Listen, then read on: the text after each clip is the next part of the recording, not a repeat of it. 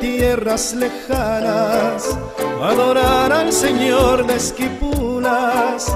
He venido de tierras lejanas a adorar al Señor de Esquipulas. Cuando escucho sonar las campanas de su templo que son tan rechulas, toda mi alma se llena de gozo. Darle la cordial bienvenida a mi estimado hermano, con ustedes, Fernando Casanova. ¡Fuerte! ¡Fuerte ese aplauso para Fernando Casanova! Ven aquí, por favor.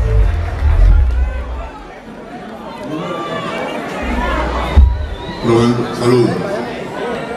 Buenas noches. Muchas gracias por su presencia, gracias por la invitación. Señoras y señores, vamos al grano, ¿les parece? Muy bien. Lo primero que voy a decir es que voy a compartir por algunos minutos mi historia de conversión a la fe católica en este momento.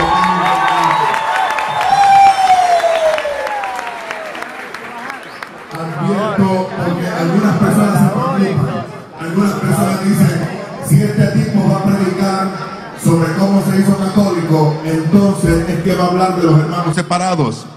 La gente no sabe. Yo no puedo perder el tiempo en hablar mal de los hermanos separados, porque yo tengo que invertir el tiempo en las cosas buenas que he descubierto ahora como católico. De hecho, estoy muy agradecido al Señor por aquel pasado. Fue como hermano separado que yo aprendí a tener especial aprecio por la Santa Biblia, la palabra de Dios. Y fue la palabra de Dios, el estudio de la palabra de Dios, la profundización de la palabra de Dios, lo que eventualmente me trajo a la Iglesia Católica.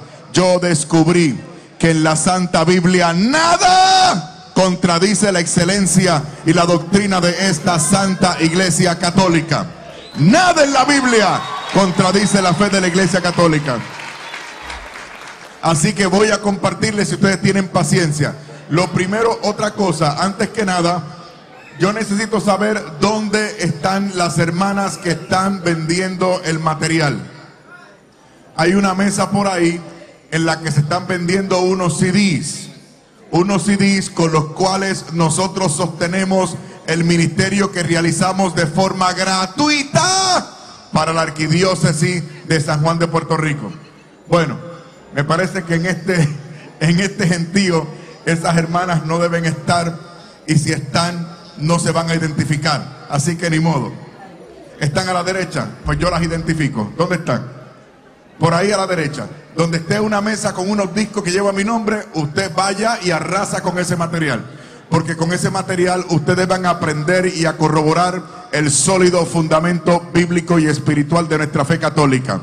Bueno, señores, vamos a entrar en materia. Lo primero que voy a decir,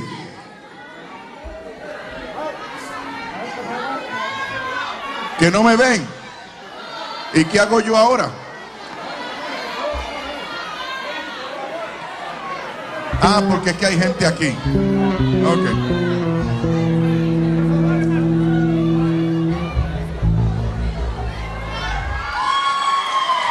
Muy bien.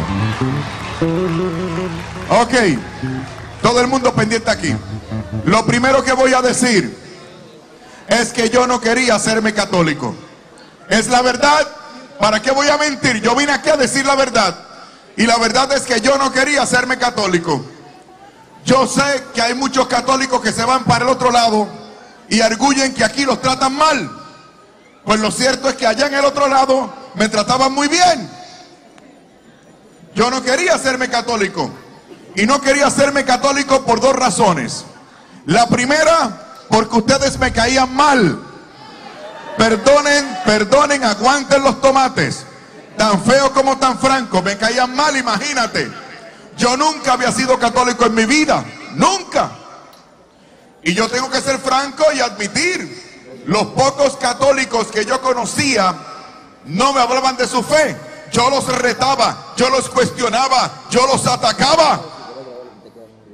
Y ellos no solamente no estaban hábiles de darme la mínima explicación acerca de su fe, sino que peor aún, consentía mis ataques.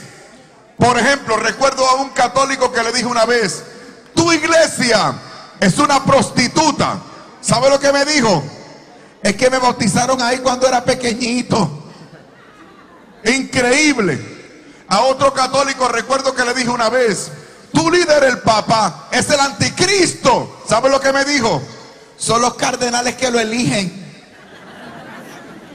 O sea, yo he llegado, hermano, me perdonan, pero yo he llegado a la conclusión que es un milagro que haya iglesia católica. Si tú quieres una sola razón que valide a la iglesia católica, él aquí. Es un milagro que haya iglesia católica. De hecho, hombre, seguro que sí. De hecho, la iglesia católica es la única institución en la historia de la humanidad que ha durado más de 1000 años. Y ya vamos por 2000. Y si esto sigue como va y el Señor no llega antes, ¿sabes qué? De aquí a 2000 años tendremos la misma iglesia, la misma doctrina, la misma fe, los mismos sacramentos. La segunda razón por la que no quería hacerme católico es porque allá, en el otro lado, me iba bien, muy bien, muy bien. Voy a aguantar la tentación y no voy a decir nada sobre dinero, porque detrás de mí hay unos sacerdotes. Y si esos curas supieran lo que podrían estar ganándose en el otro lado por mucho menos trabajo del que hacen aquí, el próximo domingo se quedaban sin misa ustedes.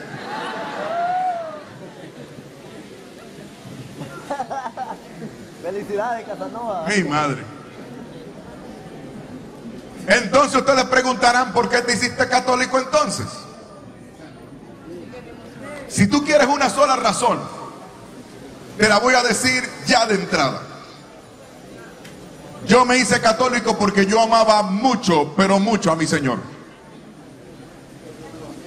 Lo amaba tanto que para mí dejó de ser suficiente una experiencia personal, subjetiva, sensorial. Porque yo amaba tanto y tanto al Señor que ya no me conformaba con poco, ni siquiera con mucho. Yo lo quería todo, porque el que ama de verdad lo quiere todo. Por eso no me quedó más remedio que entrar, permanezco y moriré en la iglesia que lo tiene todo.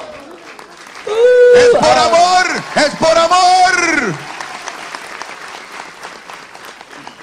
Si tú quieres otras razones, tal vez te mencione un par más. Hermanos, perdónenme, no tengo tiempo. Mi historia de conversión consta de 5 años. 5 años. ¿Cómo yo puedo dilucidar aquí 5 años? Imposible, pero me explico. Ahora yo entiendo que el Señor me trajo a la iglesia suscitándome unas crisis, y a través de esas crisis yo me iba dando cuenta, yo iba corroborando el sólido fundamento de la fe católica. Y voy a mencionar una, no más de 2 de esas crisis. La primera de las crisis fue la de la unidad de los cristianos. Me explico. Yo era un joven ministro.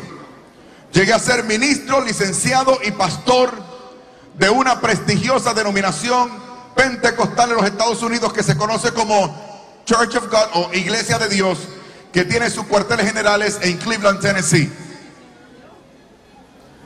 Se me asignaron ciertas tareas, entre ellas enseñaba la teología sistemática en el seminario de nuestra denominación, y entre otras cosas se me nombró como capellán hospitalario. El capellán es un pastor, un sacerdote, un rabino que hacen trabajo pastoral en una institución que no es la iglesia. Yo por primera vez estaba sirviendo como pastor en una institución que no era mi comunidad.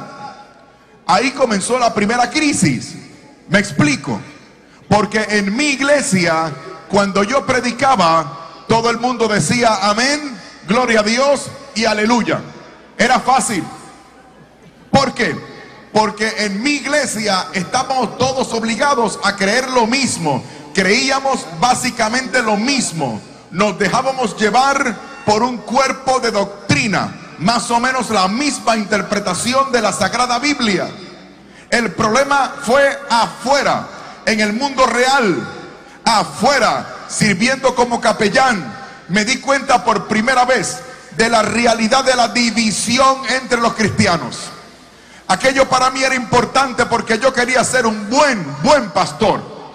Pero ¿cómo serlo si ahora me surgían dudas? Puesto que ahora conocía a otros hermanos de otras iglesias, gente que se basaba en la misma Biblia que yo, gente que decían estar inspirados por el mismo Espíritu Santo que yo. Sin embargo, estábamos irremediablemente divididos. No podíamos ni siquiera celebrar el mismo culto juntos. Me di cuenta de la división, del escándalo de la división entre los cristianos. Por ejemplo, podía visitar un paciente y decirme: está bien, pastor, esa es su idea de estos textos bíblicos, pero casualmente el testigo de Jehová que se acaba de ir de aquí hace 20 minutos tenía una opinión distinta. Hermanos, ¿me entienden ahora?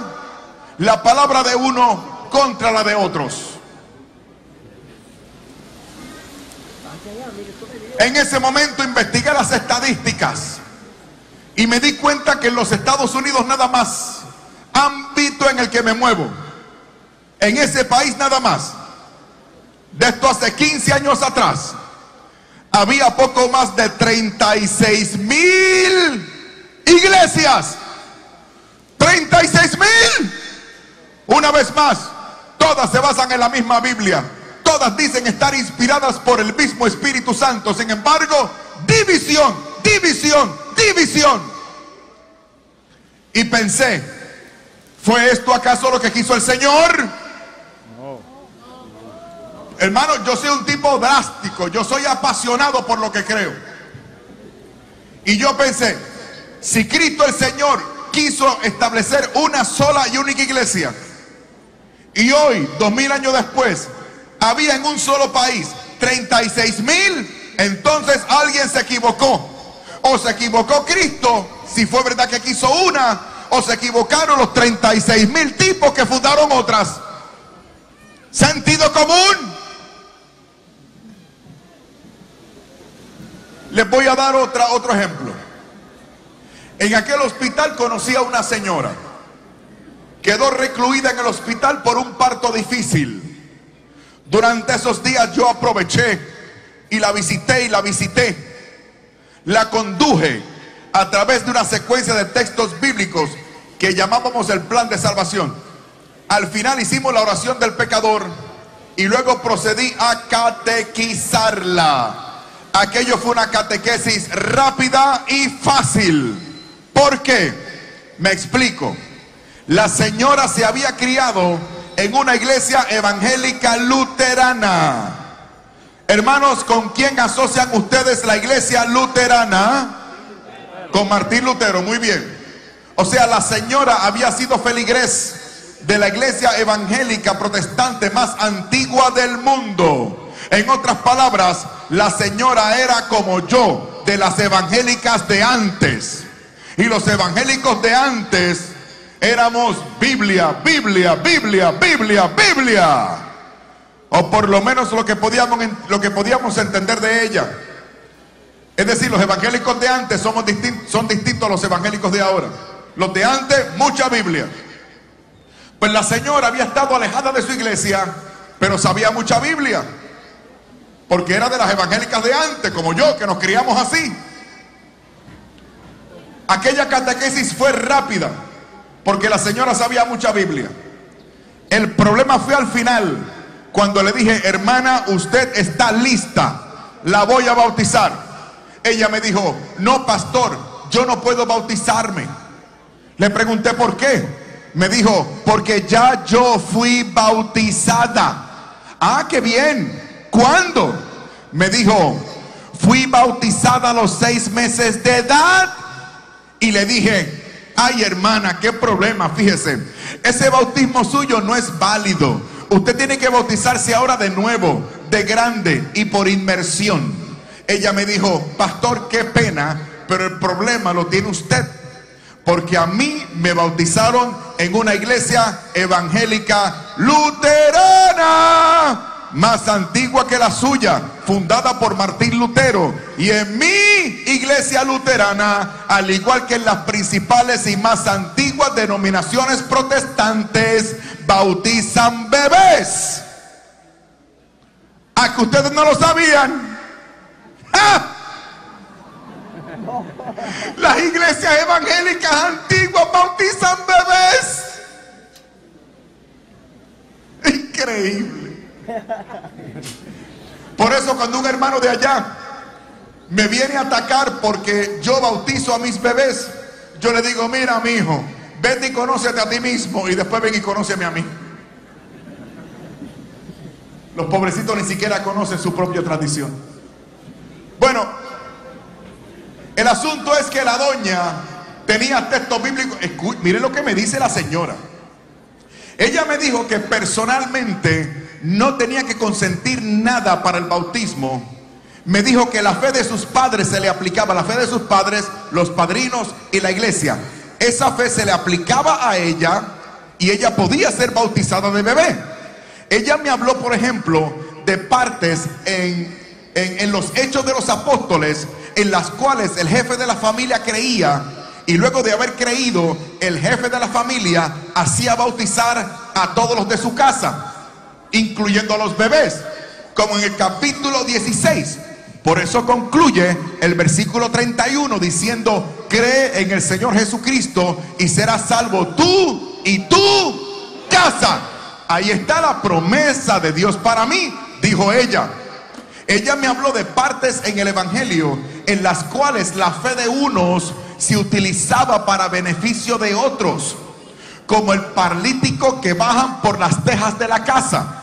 Ahí dice que el Señor vio la fe de los amigos, no del paralítico, y lo salvó y lo sanó. Ella, hermanos, escuchen, me mencionó Gálatas. En Gálatas, el apóstol San Pablo dice que el bautismo cristiano vino a sustituir lo que era la circuncisión que se le hacía a los bebés en el Antiguo Testamento sin preguntarles nada. Ella me dijo que según Romanos capítulo 6, su bautismo era un baño de regeneración por virtud del cual ella era salva. A mí eso me escandalizó. Y le dije, pero hermana, ¿cómo es eso que el bautismo salva? Ella me dijo, pero pastor, búsquelo, está en la Biblia. Primera de Pedro, capítulo 3, versículo 21, dice, el bautismo ahora os salva. ¿Se dan cuenta ahora, hermanos? La doña tenía textos bíblicos para contradecirme a mí.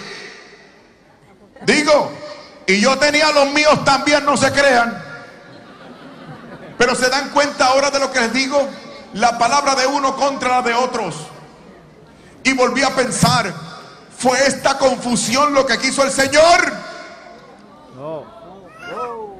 Fue entonces que comencé el estudio bíblico amplio y profundo que me metió de cabeza en la Iglesia Católica. Porque el que profundiza sin prejuicio en la Santa Biblia siempre se va a encontrar con la iglesia desde la cual se escribió la Biblia.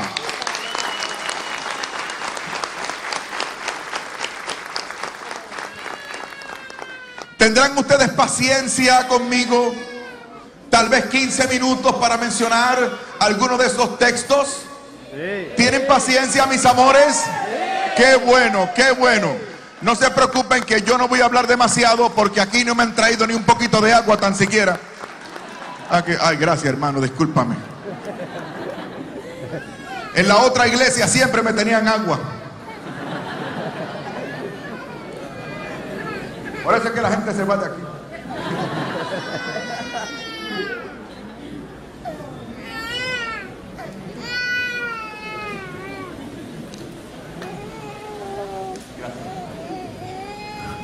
El primer texto que me llamó la atención, hermano, esto es increíble. textos que había leído toda mi vida y ahora resaltaban, destellaban, llamaban mi atención. Mateo capítulo 16, versículo 18. Mateo 16, 18. Aquí dice el Señor. O sea, no lo dijo Buda, ni lo dijo Mahoma, ni lo dijo el nicaragüense este que da el horóscopo por la televisión. El compatriota de ustedes, que dice: reciban de mí mucha paz, pero sobre todo mucho, pero mucho.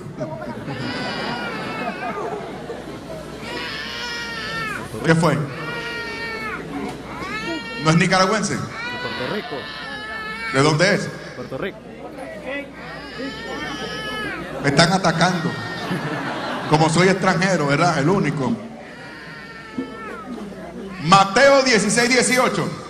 Dice: y tú eres Pedro, y sobre esta piedra edificaré mis iglesias. Y la... ¿Qué pasa ahora? ¡Ay! Me equivoqué. ¿Qué esperan para corregirme? Espérese, pero me van a corregir como si fueran puertorriqueños. ¿Sabe cómo me corregiría un puertorriqueño? Chico, metiste la pata. ¿Lo podrían hacer por mí?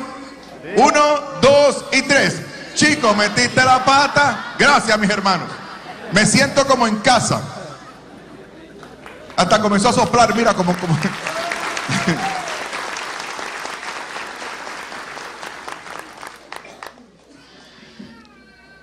Y tú eres, el Señor habló en singular, no en plural.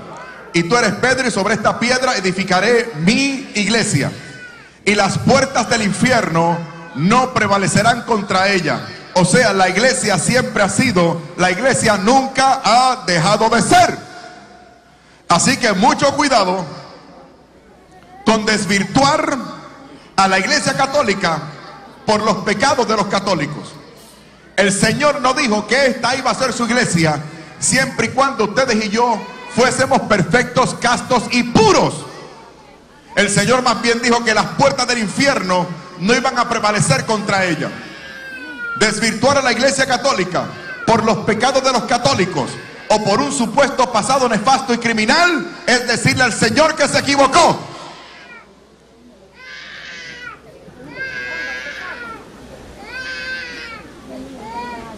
Como una familia, esto es increíble, una pariente mía me dijo que se fue de la iglesia. Le dije: ¿pero por qué te fuiste de la iglesia? Ella me dijo: Fernando, es que en mi comunidad lo que había era un montón de viejas chismosas. Y le dije: ¿pero para qué se fue? De seguro en su comunidad seguía habiendo espacio para otra chismosa más. Óyeme, la más chismosa de la familia.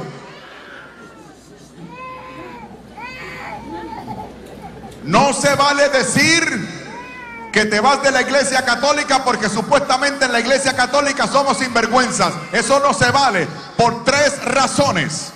La primera, porque tú que te quieres ir de la iglesia también eres sinvergüenza. Estamos todos cortados con la misma tijera. El que está libre de pecado que tire la primera piedra. O pregunto, ¿acaso soy yo aquí el único pecador? Ah, ustedes se las traen también, si nuestros hijos supieran, cállate. Número 2, porque allá en la iglesia a la que te quieres ir también hay sinvergüenzas. De allá vengo yo.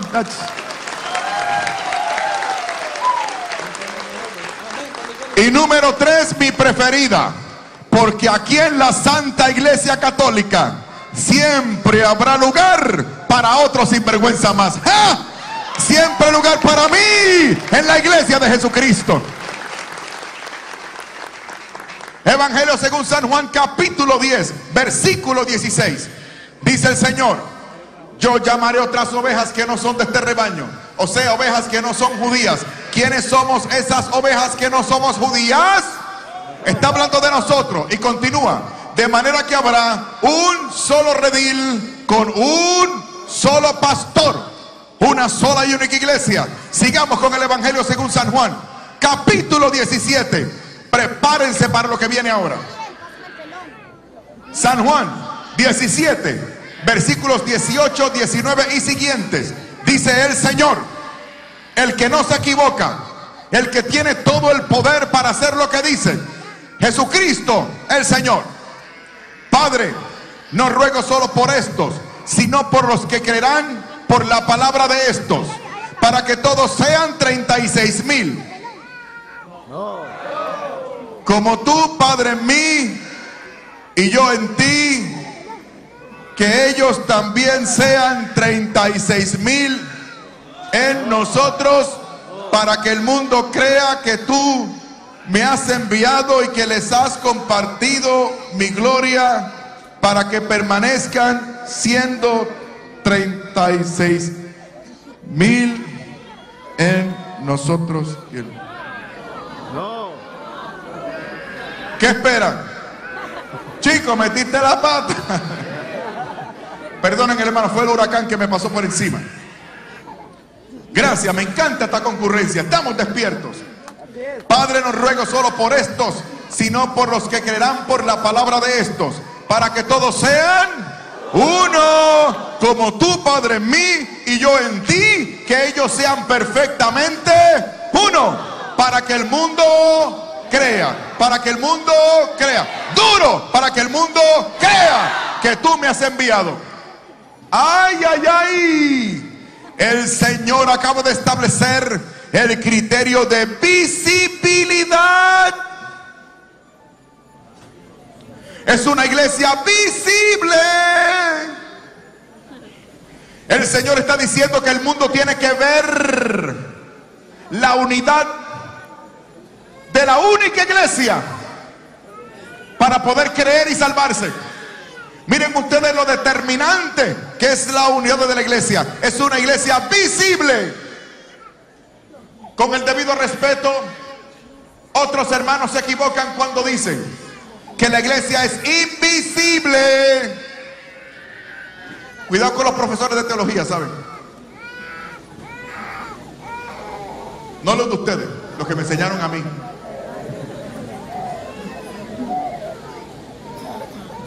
No creía ni la madre que los parió.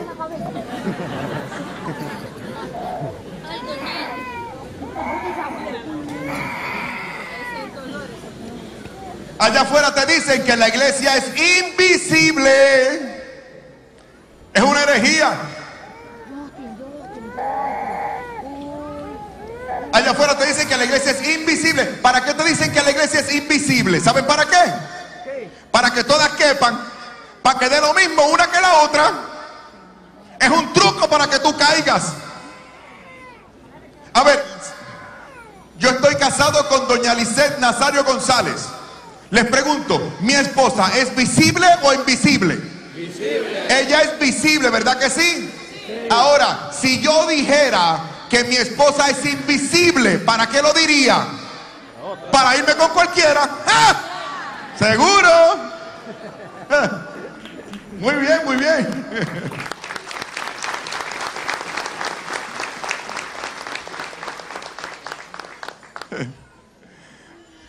Hay católicos, hay otros católicos que me han dicho, hay católicos que dicen, total, uno debe estar en la iglesia en la que se sienta bien. ¿Han escuchado eso? Y yo pregunto, ¿puedo irme yo con otra mujer que me haga sentir mejor que mi esposa? Respondieron todas mujeres, ¿escucharon? Mujeres, mujeres, mujeres.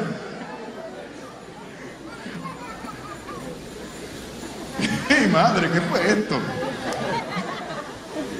Voy a tener que regresar para una actividad de hombres nada más. Hombres nada más.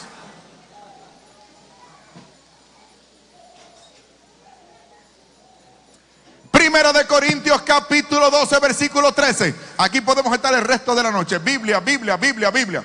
Primera de Corintios capítulo 12 versículo 13. Ahí dice que hemos sido bautizados en un mismo espíritu para formar un solo cuerpo.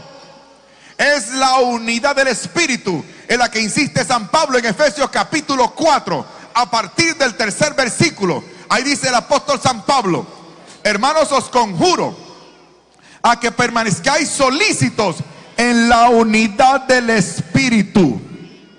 ¿Y cómo es esa unidad? Sigue leyendo. Un solo cuerpo, una sola fe, un solo bautismo, en un mismo Espíritu. ¿Para qué? Versículo 14. Para que no seáis ya niños llevados a la deriva por cualquier viento de doctrina, a la merced de embaucadores que conducen al error. La gente es increíble.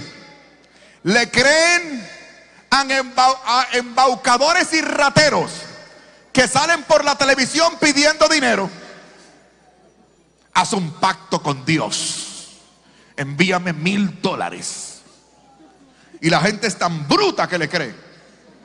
Al tipo de la televisión le creen, pero no le creen al Señor, al que nunca miente cuando dice: tengan y coman todos de él, porque esto es mi cuerpo. Niegan las palabras del Señor y aceptan con beneplácito las palabras de los hombres. ¡Increíble!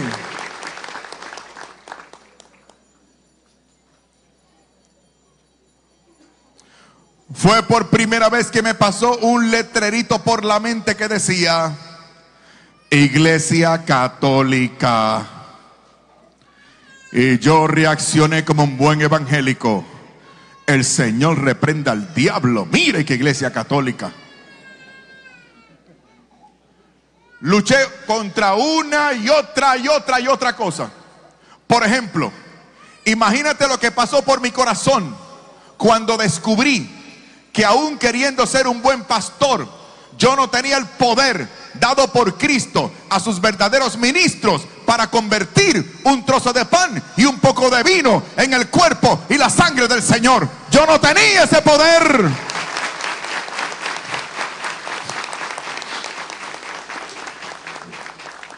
Imagínate lo que pasó por mi corazón cuando descubrí que aún queriendo ser un buen pastor, yo no tenía el poder dado por Cristo a sus verdaderos ministros para perdonar pecados. Yo no tenía ese poder.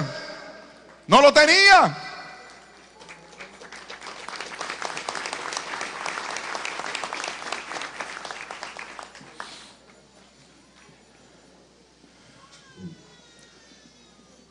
Casi al final de mi proceso de conversión, que conste que estoy pasándole por encima a 4 años. Esta fue una de las últimas crisis. Téngame paciencia, estoy tratando de avanzar. Yo dije: si es verdad que estos sacerdotes católicos tienen poder para perdonar pecados, yo ese poder tengo que sentirlo. Yo estaba equivocado.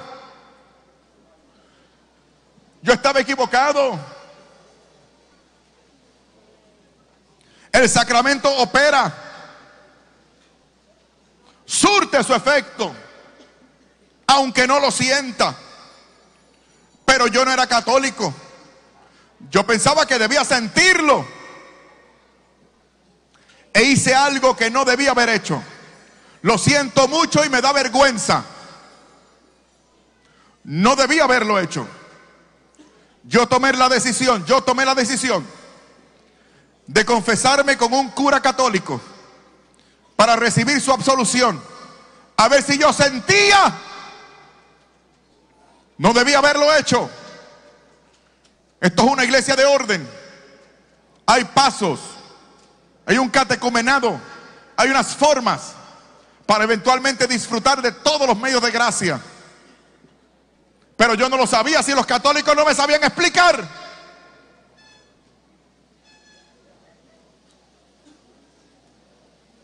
Fui donde un sacerdote, y le pregunté al sacerdote: padre, ¿qué puedo hacer para hacerme católico?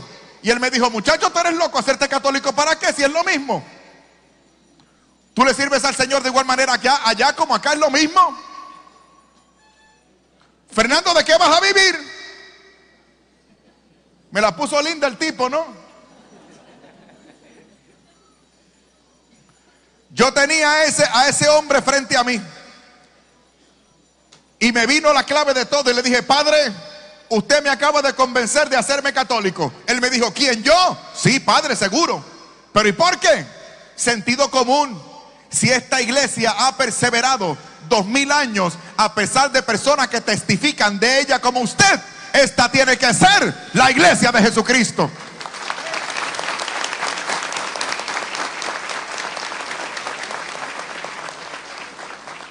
Pero antes de eso, lo de la confesión. Pero yo quise hacerlo bien,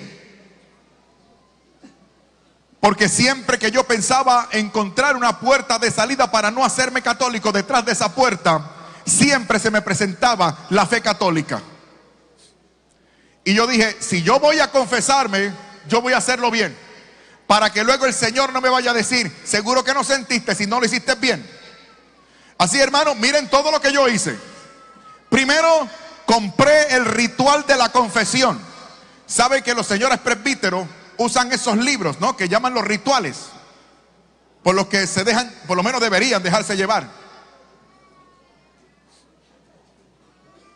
Yo compré el ritual de la confesión y me lo aprendí de memoria. Escuchen, yo soy un pobre y miserable pecador.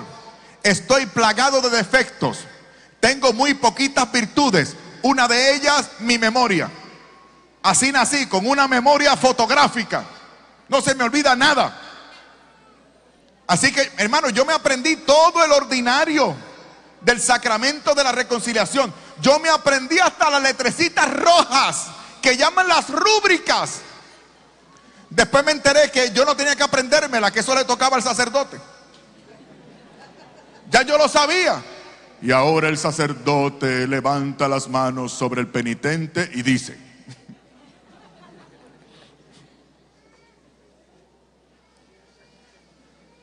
además, yo quería una iglesia que me mereciera, una iglesia majestuosa, así como gótica.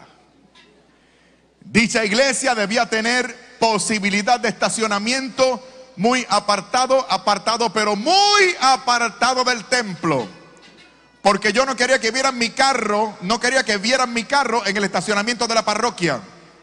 Además, yo no iba a estacionar mi carro de lujo, último modelo, al lado de la carcacha del cura. Distancia y categoría.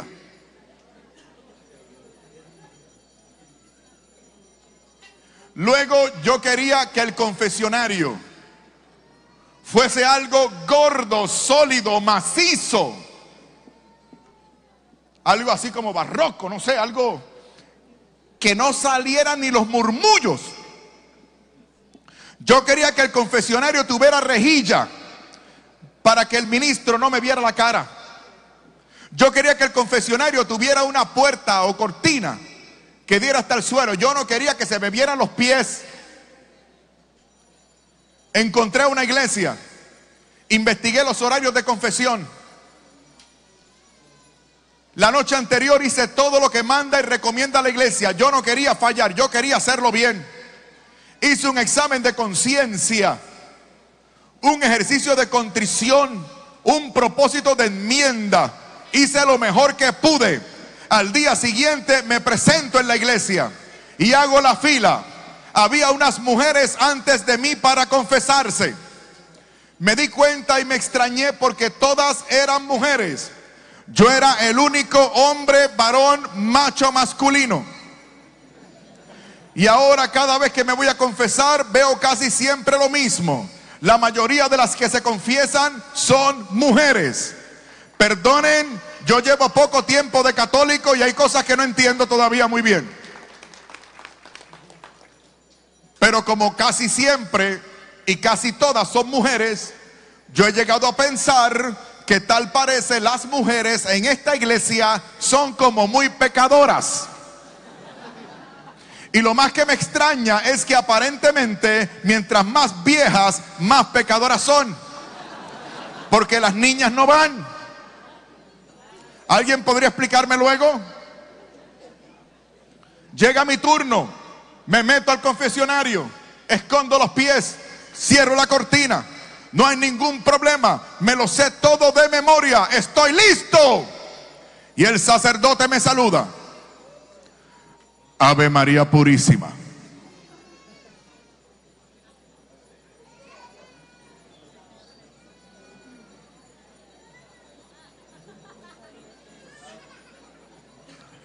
Ave María Purísima.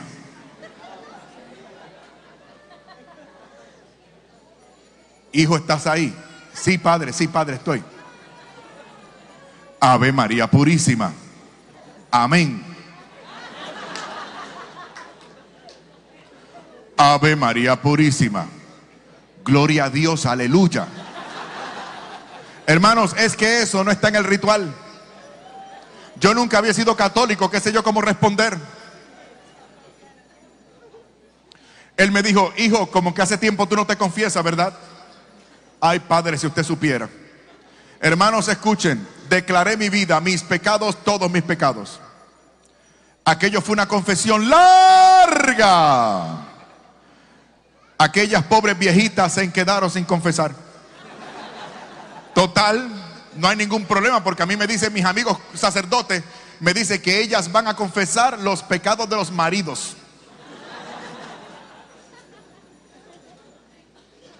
Increíble. Al final me declaré culpable. Fue entonces que escuché las palabras que transformaron mi vida. Las palabras que me han traído aquí frente a ustedes en la noche de hoy. Dios, alabado sea Jesucristo. Bendito sea el Señor. Dios Padre misericordioso, que reconcilió consigo al mundo por la muerte y resurrección de su Hijo, y derramó el Espíritu Santo para la remisión de los pecados, te conceda por el ministerio de la iglesia el perdón y la paz. ¿Vieron que me lo aprendí? Y yo te absuelvo de tus pecados en el nombre del Padre, y del Hijo, y del Espíritu Santo. ¡Ay, Dios mío! ¡Qué maravilla! Respondí, amén. Hijo, ¿estás bien?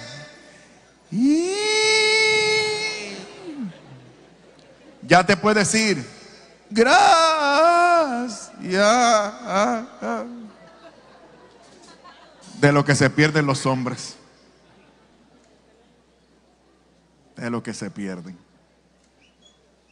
¿Recuerdan que yo quería sentir bonito? ¿Se acuerdan? Escuchen. Cuando me puse de pie, yo salí despedido. Yo esperaba manejar un cuerpo de 197 libras aproximadamente. Y ¿saben qué, mis hermanos? Yo no pesaba nada. Yo estaba liviano, livianitito, fresquito por dentro. Luego, cuando me pongo de pie, me descubro a mí mismo de puntitas. Traté de poner la planta de los pies firme sobre el suelo, pero no pude, porque a mí me alaron hacia arriba. Luego, cuando me voy a mover, me percato que no soy capaz de coordinar los movimientos de mi propio cuerpo. Y comencé a caminar de forma errática. Caminaba como borracho. Fui a bajar las escaleras, me caí, me agarraron, me levantaron y comenzó mi trayecto a acera abajo, a donde estaba mi carro. Me arrepentí tanto de haber estacionado el carro tan lejos. Y yo me pongo a pensar, Dios mío, ¿a dónde he llegado? Este pastor va y se confiesa con un cura católico y ahora anda borracho por una de las calles principales de mi país. Puerto Rico es una isla pequeña, muchos nos conocemos. Yo estaba preocupado. La gente que venía en sentido contrario me sacaban el cuerpo. Recuerdo una mamá que tomó a su niño al hombro y cuando se encontró conmigo salió corriendo para la otra acera. Y yo comienzo a preguntarme y a preguntarle al Señor, ¿qué me pasa? ¿Qué me pasa? Señor, ¿qué me sucede? Dios mío, yo estaba feliz, pero preocupado y preguntándole al Señor, ¿qué me pasa? Dios mío, ¿qué me sucede? Dime, Señor, ¿qué es esto que me está pasando? Y el Señor me respondió trayendo a mi mente un texto de la Biblia. Hechos capítulo 2, gran día de Pentecostés, cuando aquellos incrédulos acusaron a nuestros hermanos de estar borrachos. San Pedro se levantó para defenderlos a ellos y hablarme a mí cuando dijo: estos no están borrachos, sino que están llenos de la presencia del Espíritu Santo. Te tengo noticias, mi hermano. Aquí hay poder, presencia de Dios, gracia divina.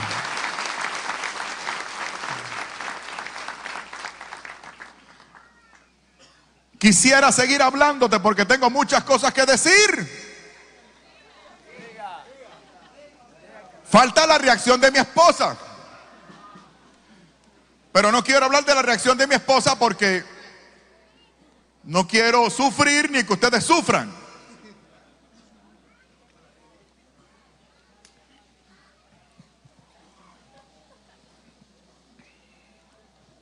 Mi esposa reaccionó reaccionó como ella es: violenta, virulenta, mal hablada, corajuda.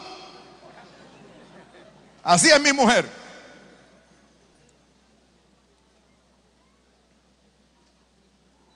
Suele tener un carácter endemoniado. Ella no habla, ella grita, ella no sugiere, ella ordena. Y lo hace frente a mi familia para humillarme.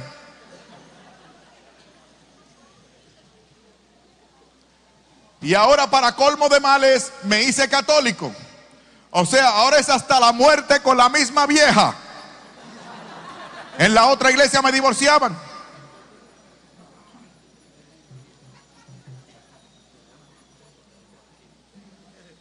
Mi esposa me dejó. Todo el mundo me dejó. Pasé a ser el tema de la predicación de mis ex compañeros. Hoy mi esposa confiesa que durante esos 2 meses se recibió llamadas de amigos comunes que le sugerían el divorcio. Yo ganaba mucho dinero, pero no tenía hábitos de ahorro. Sabía que pronto no iba a tener el dinero para pagar los carros y la hipoteca.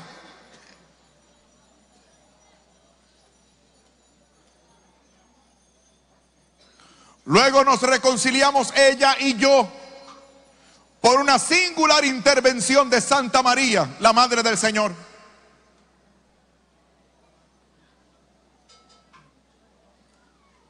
Luego le pedí a la Santísima Virgen que mi esposa también tuviera sus propias experiencias, porque mi esposa era más anticatólica que yo. Y ella comenzó a tener sus propias experiencias. No se preocupen, que yo voy a tratar de que ella venga aquí un día a testificarles a ustedes. Y ella les va a contar.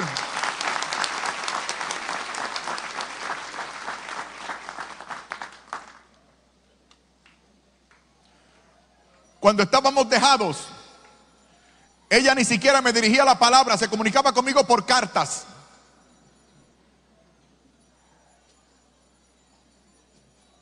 Después de eso, ella va con nuestros niños. Ella iba a ir a su iglesia evangélica. Y de repente comienzan a moverse los pedales del carro. Acelerador, freno, freno, acelerador.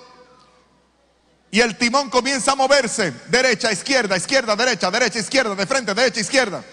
Y ella se preocupa, pensó, aquí estos sistemas hidráulicos se dañaron. Mi esposa trató de mantener el control. El carro se desvía para la izquierda. Cuando logra controlar el carro, se da cuenta que está en el estacionamiento de una iglesia. Ella dice: yo de aquí no me voy, porque este carro está mal. Entró a la iglesia con los niños y se percató que estaba entrando a una iglesia católica. Ella dijo: ni modo, me quedaré aquí. Comenzó la Santa Misa. Ella muy pendiente a todo. Ella testifica que en el momento de la consagración tuvo una visión en la cual ella vio a Cristo el Señor tendido sobre el altar.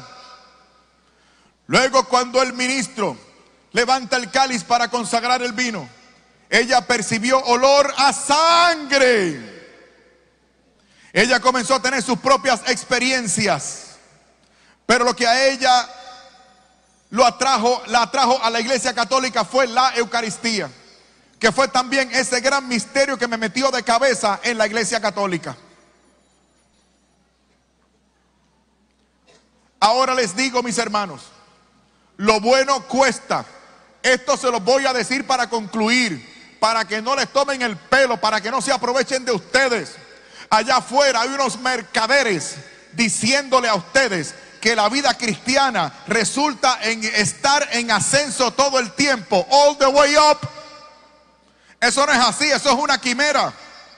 Hay altas y bajas. Hay momentos de aridez espiritual en la vida cristiana. Y mi familia y yo hemos tenido que pagar un precio altísimo.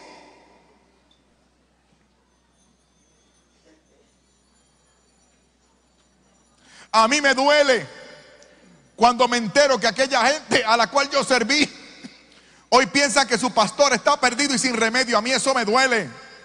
Duele cuando mi buena madre evangélica me pregunta que si estoy seguro de mi salvación, que si me muero me voy para el cielo. Eso me duele. Hace un tiempo fui por un centro comercial.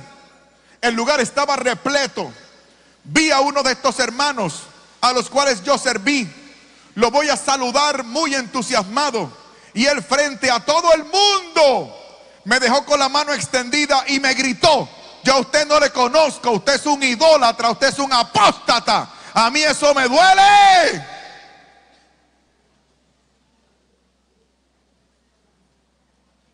Ninguno de ustedes sabrá lo que pasó por mi corazón cuando en el cumpleaños número 7 de mi hija los invitados no llegaron.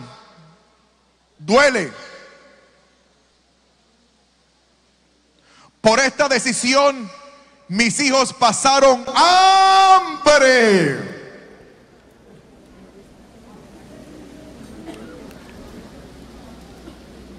Pero no se preocupen, porque yo esas cosas las superaré eventualmente.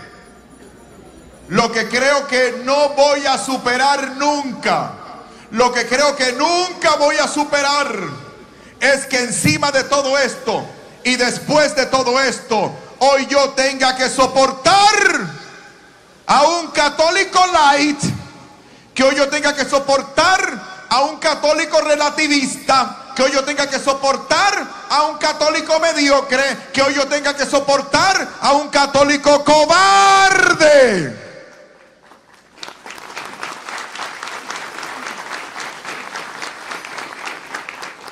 Que se atreva a decirme a mí que da lo mismo esta iglesia que cualquier otra iglesia. Yo tonto no soy, escucha bien. Yo he dejado atrás lo que he dejado atrás, porque estoy convencido de que esta es la iglesia de Jesucristo. Y las puertas del infierno no prevalecerán en contra de la iglesia. Alabado sea el Señor. Hermanos, muchísimas gracias. Dios les bendiga. Voy a hablar con mi esposa para que venga a testificar un día de esto. ¿Les parece bien? Sí. Ustedes verán su rostro angelical, escucharán su voz melodiosa. No le crean. Muchas gracias. Dios les bendiga. Damos un fuerte aplauso al doctor Fernando Casanova. A ver, hagamos un poquito la valla de salida. Un momentito, perdón. Me dicen que en la entrada de la casa cural, así como se dice, cural. Ok, cural, ¿estoy diciéndolo bien? Es que llevo poco de católico, hay cosas que no sé todavía. En la entrada de la casa cural, él me dijo que era cural. En la entrada de la casa cural está la mesa con los discos que le dije, llévense ese material por favor. El tema de las imágenes religiosas, llévenselo. Escuchen, Jesucristo en el Evangelio interactuó con imágenes religiosas. Y Jesucristo utilizó imágenes para hablar de su Evangelio. Imágenes hechas por hombres. Así que por favor adquieran eso. El tema de la Virgen María. La Virgen María desde Génesis 3:15 hasta Apocalipsis capítulo 12. Espera, tengan paciencia. Y otro tema en el cual comparo la música de los hermanos católicos y la música de los otros hermanos. Hay unas diferencias tremendas, grandísimas. Y yo explico esas diferencias para que ya nadie diga, es lo mismo. Cuando un católico dice, es lo mismo, yo digo, no sabe nada. Porque hay profundísimas diferencias entre la música católica y la música de los otros hermanos. Así que por favor, en la entrada de la casa cural, allí está la mesa. Muchas gracias, Dios les bendiga, perdonen la interrupción.